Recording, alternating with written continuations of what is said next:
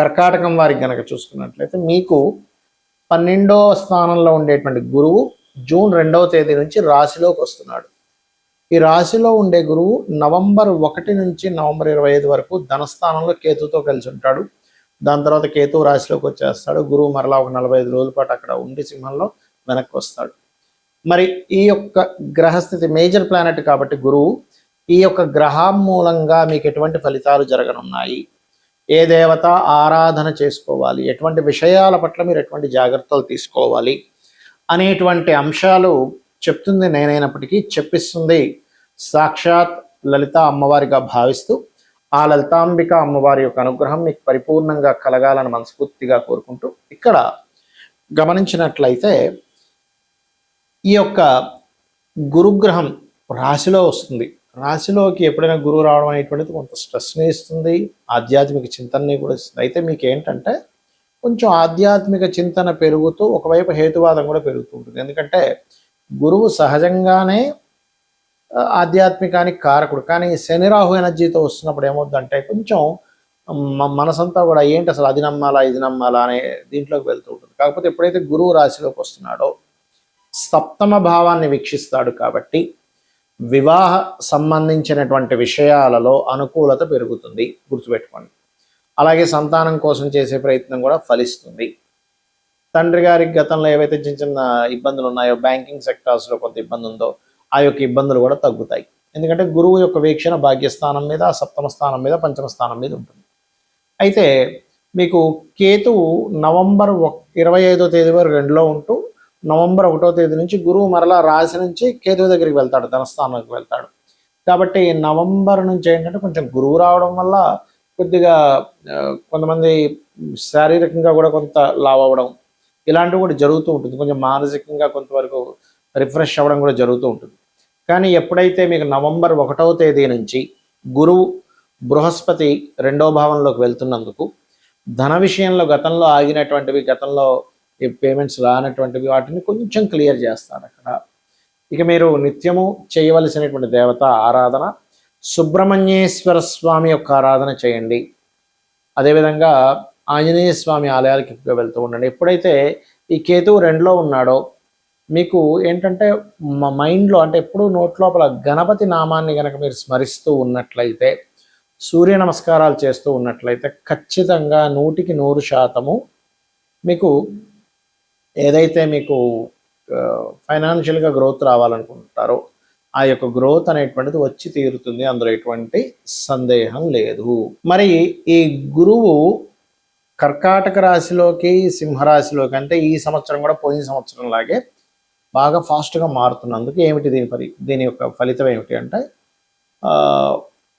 ఎప్పుడైనా గురువు గనక ఇలా మారినప్పుడు కొన్ని దేశాల నుంచి కొన్ని రాష్ట్రాల నుంచి వలసలు వెళ్ళడం జరుగుతుంది. ఎందుకంటే జీవుడు జీవకారకుడు గురువు. అందుకని ఏంటి దాని ప్రభావం ఏప్రిల్ మే నుంచే ఉంటుంది, జూన్ దాకా వెయిట్ చేయగల. మే నుంచే కొన్ని ప్రదేశాల నుంచి కొంతమంది కొన్ని వేల సంఖ్యలో జనాలు మారిపోవడం జరుగుతుంది దేశకాల పరిస్థితుల్లో, గుర్తుపెట్టుకోండి. రెండవది నీటి మూలంగా వచ్చే వైరస్లు, అంటే నీరు వల్ల వచ్చింది, సముద్రంలో పుట్టింది, లేకపోతే చెరువుల్లో పుట్టింది, నదుల్లో పుట్టింది అంటూ ఉంటారు. అటువంటి వైరసెస్ రావడానికి ఎక్కువ ఆస్కారం ఉంటుంది. కాబట్టి ప్రజలందరూ కూడా ఎందుకంటే ఏమండి గురువు ఉచ్చస్థానంలో ఉన్నాడు కదా మంచిదే కదా అనుకుంటారు, అది నిజమే. కానీ గురువు యొక్క స్వరూపం ఎలా ఉంది అనేటువంటి చూడాలి. జీవకారకుడైనటువంటి గురువు యొక్క రాశుల్లో ఎప్పుడైతే శని భగవానుడు ఉన్నాడో, శని సహజంగానే రోగకారకుడు. ఇక్కడ ఏంటంటే ఒక జలరాశిలో ఉండేటువంటి అర్ధ జలరాశి అంటారు కుంభం, ఆ కుంభరాశిలో రాహు ఉంటూ ఆ యొక్క గురువు ఏమవుతున్నాడు, కుంభరాశిలో రాహు ఉంటూ ఆ రాశ్యాధిపతి అయిన శని మీనంలో ఉంటూ మీనరాశికి అధిపతి అయినటువంటి గురువు కర్కాటకంలో అంటే జలరాశిలో కూర్చుంటున్నాడు. కాబట్టి ఏమవుతుంది, నీటి ప్రయాణాల వల్ల, నీరు వల్ల, జల సంబంధించిన వాటి వల్ల ఇబ్బంది వస్తుంది. కాబట్టి ఈ విషయంలో చాలా జాగ్రత్తగా ఉండాలి. మనకి ఇంత ఎండాకాలంలో కూడా విపరీతమైన ఎండలో ఒకవైపు వస్తుంది, విపరీతమైన వర్షాలు కూడా ఇస్తుంది. అసలు ఏమిటి ఇంత ఎండ వస్తున్నప్పుడు ఇంత వర్షం వస్తుందని అనుకోము. ఎందుకంటే మీరు గమనిస్తే కనుక మే 11, 12 నుంచి కుజుడు కూడా మారుతున్నాడు ఒకవైపు. మనకి కుజుడు ఎప్పుడైతే అగ్నితత్వ రాశుల్లోకి ఎంటర్ అవుతున్నాడో మరలా కొంచెం మళ్ళీ యుద్ధ సంబంధించినటువంటివి తీసుకొస్తూ ఉంటాడు. ఎందుకంటే ఎప్పుడైనా సరే మనకి ఈ యొక్క గోచారంలో మనకి మేధిని జ్యోతిష్యం అని ఉంటుంది, ముండేన ఆస్ట్రాలజీ.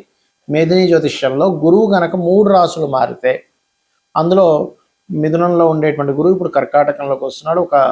మరలా ఒక 4-5 నెలల్లో, అంటే June, July, August, September, October, November, ఒక 6 నెలల్లో, 5 నెలలు దాటి 6వ నెలలు రాగానే మళ్ళీ సింహంలోకి వెళ్ళిపోతున్నాడు. మళ్ళీ వక్రించి అక్కడ ఒక నెలన్నర నుండి మళ్ళీ వెనక్కి వస్తున్నాడు. దీనివల్ల ఏమిటంటే వలసలు వెళ్ళడం కానీ, నీటి మూలంగా ప్రమాదము, సింహంలోకి వెళ్ళినప్పుడు అగ్ని మూలంగా ప్రమాదము, వాహన ప్రమాదాలు పెరుగుతాయి. చరరాశుల్లోకి కర్కాటకంలోకి వెళ్ళినటువంటి గురువు ఎక్కువ వాహన ప్రమాదాలను ఇస్తాడు, గుర్తుపెట్టుకోండి. కాబట్టి ఈ వాహనాల మీద వెళ్ళేటువంటి వారు కాస్త జాగ్రత్త వహించండి. నిద్ర వస్తుందా పక్కగా ఆపుకోండి. లేనట్లయితే ఇంత ప్రయాణం నేను చేయలేననుకుంటే ఎక్కడ స్టే అయిపోండి. ఎక్కువ అతివేగం అనేటువంటిది పనికిరాదు. ఇవి ఖచ్చితంగా జాగ్రత్త పడండి. మరి నీటి మూలంగా రోగాలు వచ్చేటువంటి కాంబినేషన్స్లో గురువు ఉన్నాడు కాబట్టి మీరు చేయవలసినటువంటి తీసుకోవాల్సిన జాగ్రత్తలు ఏమిటి? ఇంట్లో నీరు తాగేటప్పుడు కాచి చల్లార్చిన నీటినే వాడండి.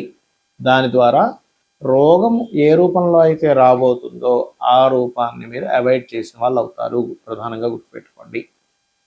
ఆ రకంగా చూసుకోండి. అలాగే మరొక విషయం ఏమిటి అని చెప్పి చూసుకున్నట్లయితే, ఇక్కడ ఈ యొక్క రాశివారు ప్రధానంగా, అంటే ఈ అన్ని రాసుల వారికి నేను చెప్పబోయేది, అన్ని రాసుల వారు కూడా ఏదైనా ఒక కొత్త కోర్సెస్ ఉంటుంటాయి.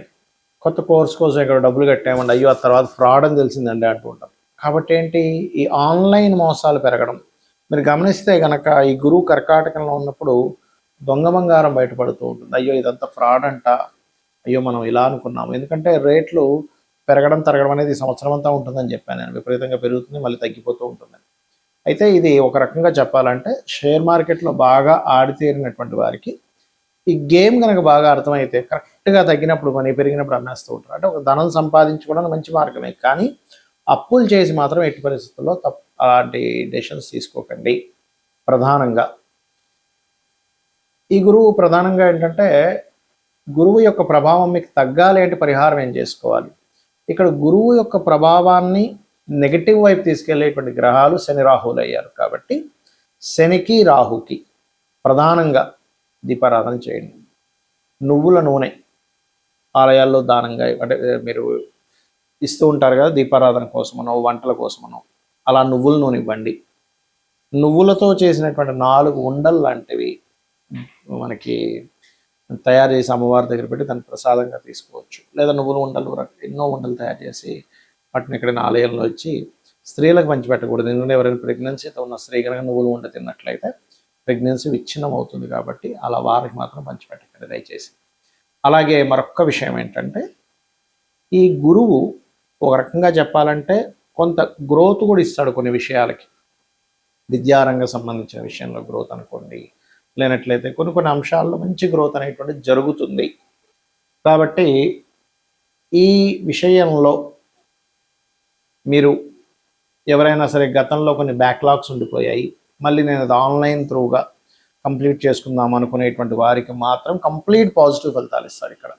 కాకపోతే కాస్త అధిక వర్షాలు, అధిక జలము, సునామీలు లాంటివి రావడం, నదులు ఆనకట్టలు కొన్ని కట్టవడం, తెగడం, ఒక్కోసారి మనం చూడండి విపరీతమైన వర్షం వల్ల ఆ మధ్య ఒకసారి విజయవాడలో ఒక రకమైన వర్షపాతం వచ్చేసింది.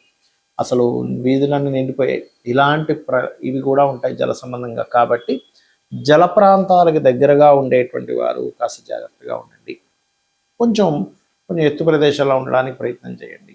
అలర్ట్గా ఉండండి. అంటే ఏదైనా ఎప్పుడైనా సరే సడన్గా పెద్ద వర్షం వస్తే వెంటనే మీరు అక్కడి నుంచి మీ విలువైన వస్తువులతో పాటు మీరు బయటికి ఇంకో దగ్గర షిఫ్ట్ అవ్వడానికి అలర్ట్గా ఉండండి నా మాట విని. అలాగే ఇక్కడ మరొక విషయం ఏంటంటే, ఈ సముద్ర తీరాల్లో సముద్రంలోకి చేపలు పట్టడానికి వెళ్ళేవారు, నదుల్లో చేపలు పట్టడానికి వెళ్ళేవారు ఎక్కువ వర్షం పడుతుందని ఏమాత్రం అనిపించినా కొంచెం ఆ సమయాల్లో అవాయిడ్ చేయండి దయచేసి. బంగారం కొనేటప్పుడు నాణ్యత గల బంగారం కొంటున్నామా లేదా అనేటువంటిది ఈ గురువు కర్కాటకంలో ఉన్నాడు కాబట్టి ఖచ్చితంగా మీరు చెక్ చేసుకొని వెళ్ళవలసింది గుర్తుపెట్టుకోండి. ఇక మీరు అందరూ కూడా చేయవలసింది చండీ పారాయణము, దుర్గా సప్తశతి ఇవి కనుక చేసినట్లయితే గురువు ఇచ్చేటువంటి శుభ ఫలితాలు చక్కగా వస్తాయి. శ్రీమాత్రే నమః.